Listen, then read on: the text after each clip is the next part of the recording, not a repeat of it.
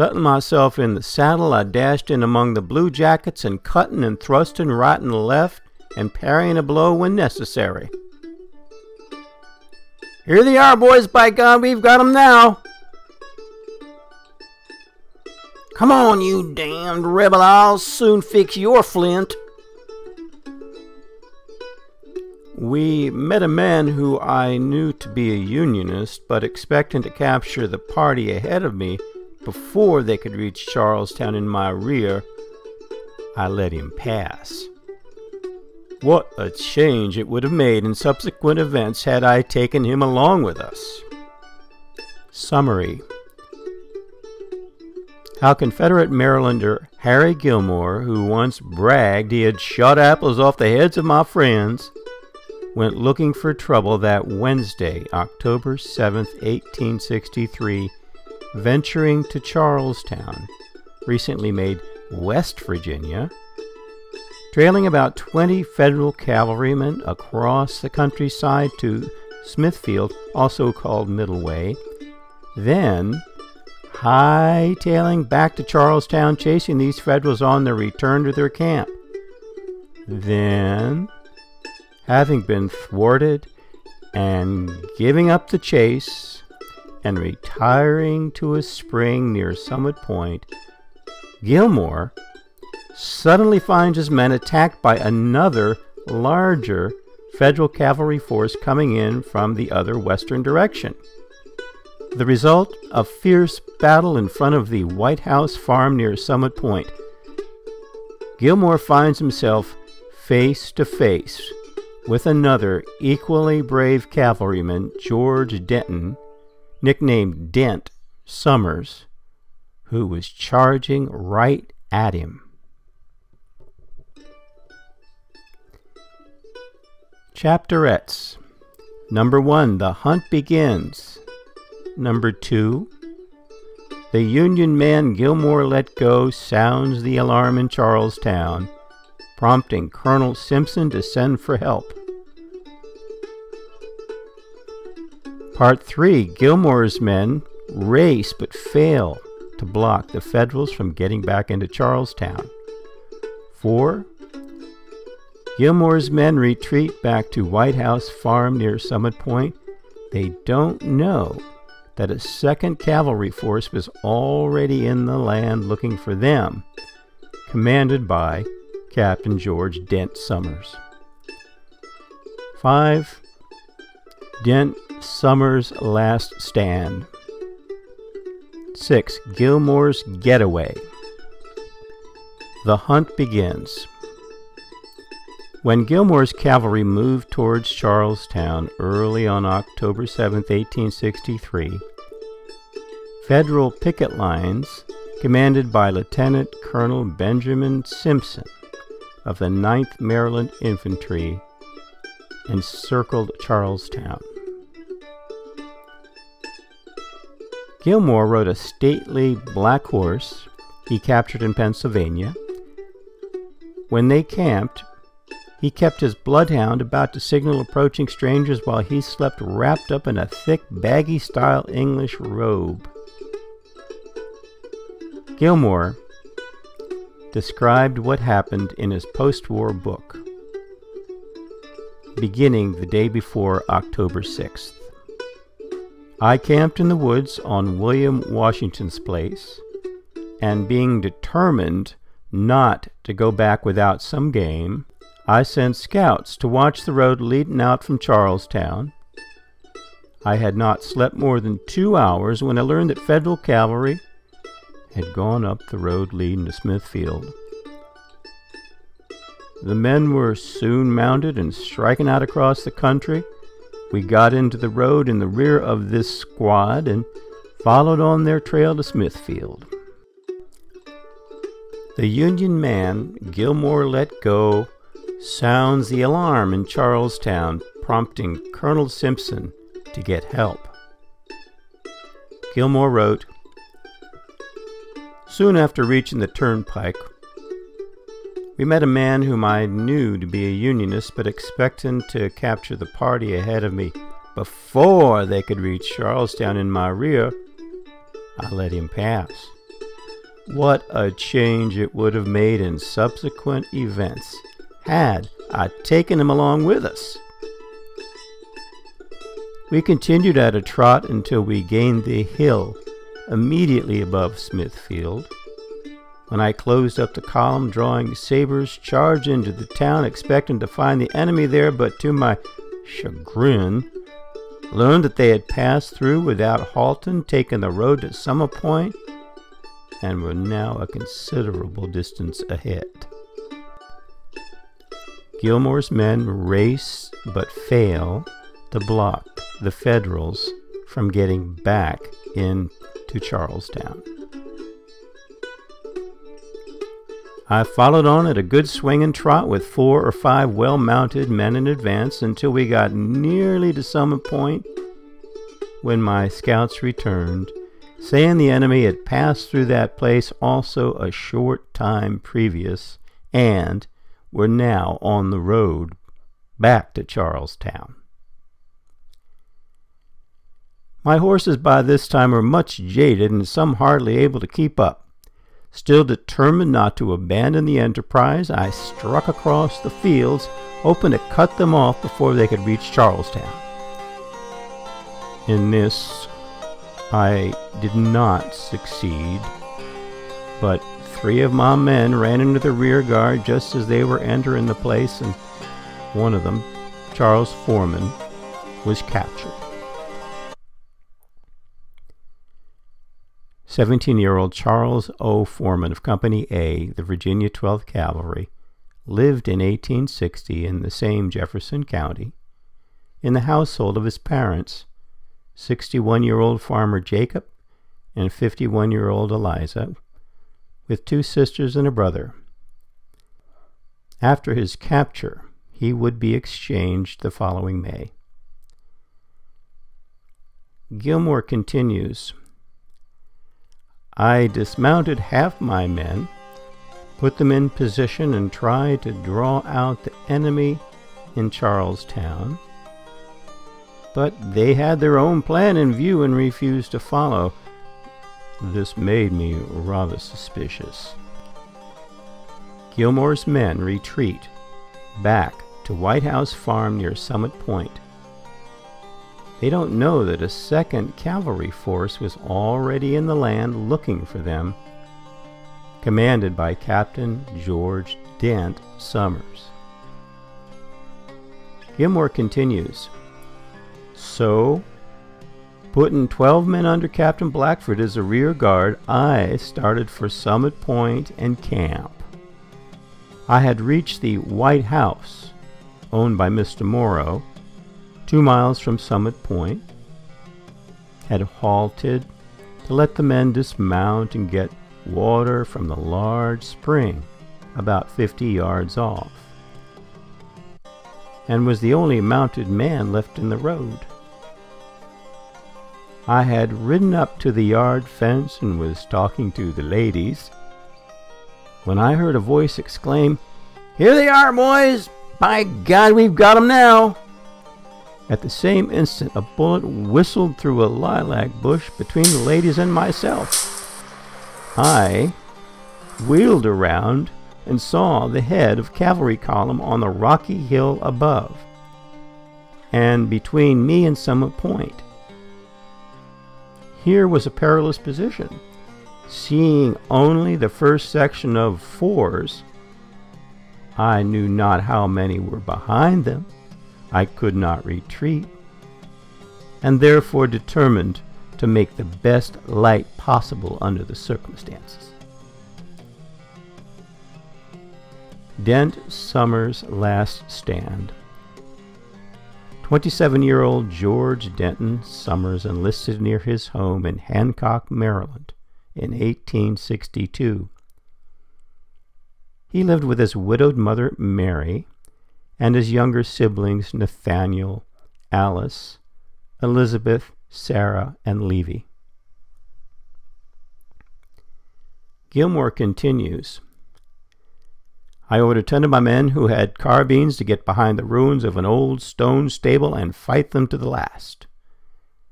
Seeing my horses without their riders, the others thought we were apprised of their coming and had prepared an ambuscade.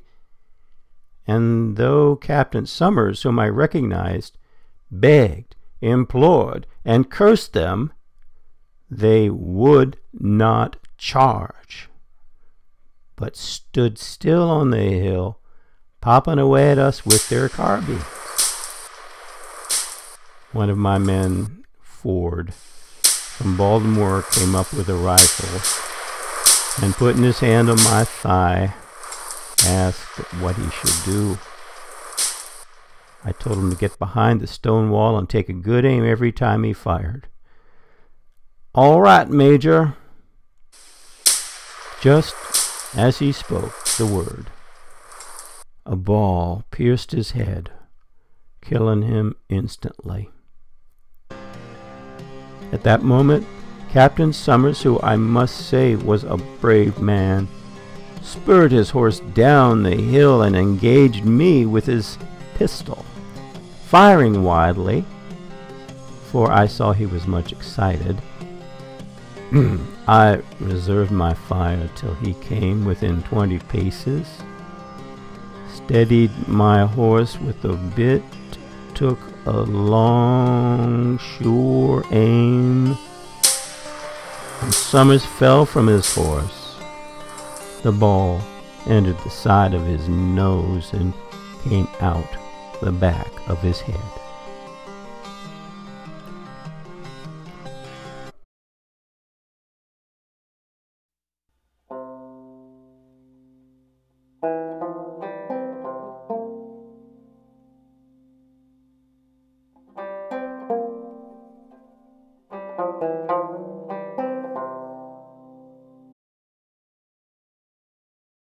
Gilmor goes on.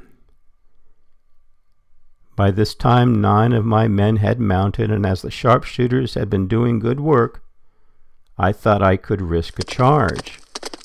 But it was unnecessary to give the order, for I heard Reed or Bosley say, "Come on, boys, it's a shame to leave the Major there by himself." And by the time I returned the pistol and drawn my saber, the boys were at my side, so on we went. When we gained the hilltop, I saw, to my amazement, that there were about 60 before me. But as there was a good post and rail fence on either side, they could show no more front than my 10 men. To whip the foremost was to whip all. As I passed by the stone stable, I ordered the rest to mount and follow. Captain Summers was lying across the road. I was obliged to jump my horse over his dead body, for others lying near were either dead or wounded. Lieutenant James McIntyre, who joined up barely 10 days before, without even being mustered informally, was also killed there by Gilmor's men. Settling myself in the saddle, I dashed in among the blue jackets, cutting and thrusting right and left and parrying a blow when necessary. They were from Michigan and Maryland, and for a while fought well. Gilmor then saw who was most likely 46-year-old Lieutenant Aquila S. Gallion, who came from Harford County, Maryland. Observing an officer fighting like a Turk and cheering his men on, I made for him. He was a man of my own size, wore a very heavy beard, and looked, I thought, very savage as he yelled out, "Come on, you damned rebel, I'll soon fix your flint." This promised good sport. I closed with him, making a powerful front cut, which he parried, and at the same instant made a right cut at my neck. By bringing my saber down in time, my side caught the blow. Now, I had the advantage. Quick as a flash, I cut him across the cheek, inflicting a large gash, and he fell to the ground. I gave him in charge of one of my men, and then followed after my first 10, who had pushed the column back 200 yards while the lieutenant and I were busy with our affair. Galleon soon after escaped by jumping a stone wall and running into a thick woods. Gilmor overcomes and gets away. We soon had them on the run, nor did we give them time to stop and reform until they had passed through and beyond Summit Point. We had taken 18 prisoners and were unable to pursue them farther until my men had come up, for the Federals had formed and turned upon the 2 or 3 who were still in pursuit. But by the time they had pushed these back again to Summit Point, I had dismounted 10 or 15 men who easily checked them. We charged again, took 5 more prisoners, and the rest made their escape. After collecting my prisoners and men, I left by a private route for the upper valley with 23 prisoners and 29 horses, leaving 4 of their dead and 3 wounded on the field. My loss was 1 man killed, 3 wounded, and 1 taken prisoner. Bonnie Charlie's now awa', safely o'er the friendly main. Many a heart will break into awe, should he ne'er come back again. Of Gilmor's prisoners, 3 would die the following summer of diarrhea at Andersonville Prison in Georgia, noted for its unhealthy conditions. 19-year-old William Duckwall from Pierce Township, Claremont County, Ohio, was buried at Andersonville. Also buried there is John W. Gano, a 23-year-old laborer, the eldest of 8 children, living at the home of his parents in Bath, Berkeley Springs, in Morgan County, West Virginia. His father, Richard, was a plasterer. His mother's name was Nancy. Gilmor concludes, I reached camp safely with everything I had captured. It seems the Unionist went immediately to Charlestown and gave information of what he had seen, and Summers followed me all the way round.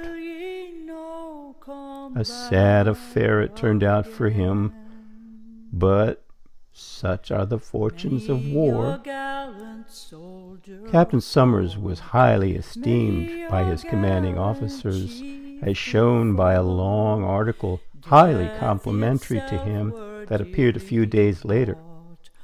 The same paper also alleged that I had murdered him. Indeed, then not a few were murdered on both sides.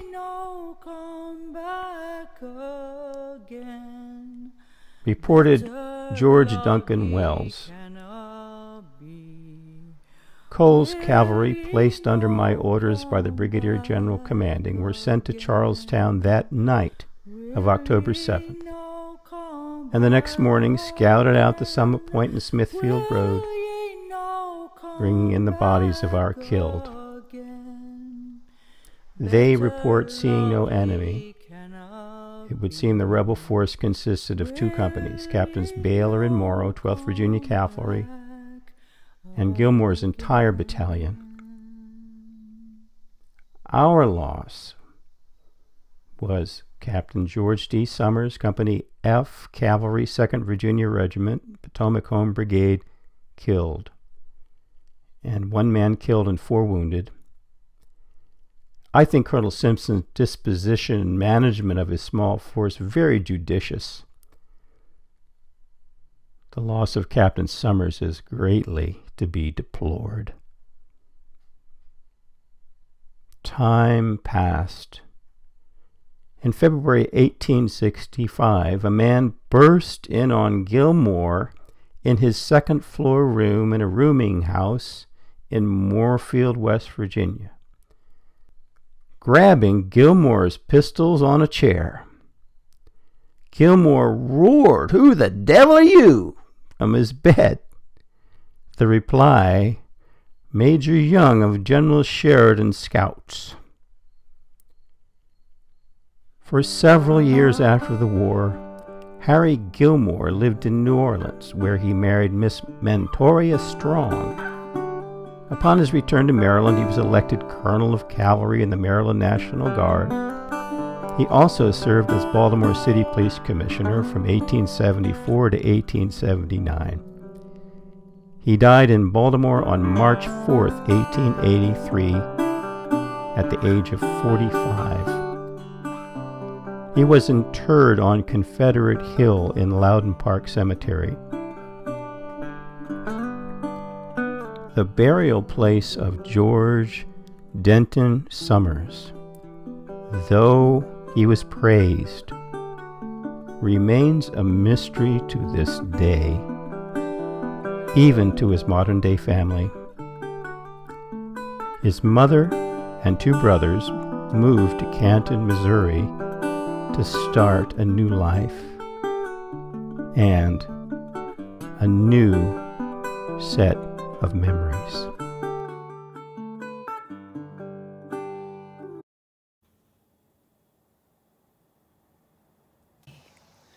Bonnie Charlie's now awa', safely o'er the friendly main. Many a heart will break in twa, should he ne'er come back again. Will ye no come back again? Will ye no come back again? Better loved ye canna be. Will ye no come back again? Ye trusted in your Hieland men, they trusted you, dear Charlie. They kent you hiding in the glen, death and exile braving. Will ye no come back again? Will ye no come back again? Better loved ye canna be. Will ye no come back again? Many a gallant soldier fought, many a gallant chief did fall. Death itself were dearly bought, all for Scotland's king and law. Will ye no come back again? Will ye no come back again? Better loved ye canna be. Will ye no come back again? Will ye no come back again? Will ye no come back again? Better loved ye canna be. Will ye no come back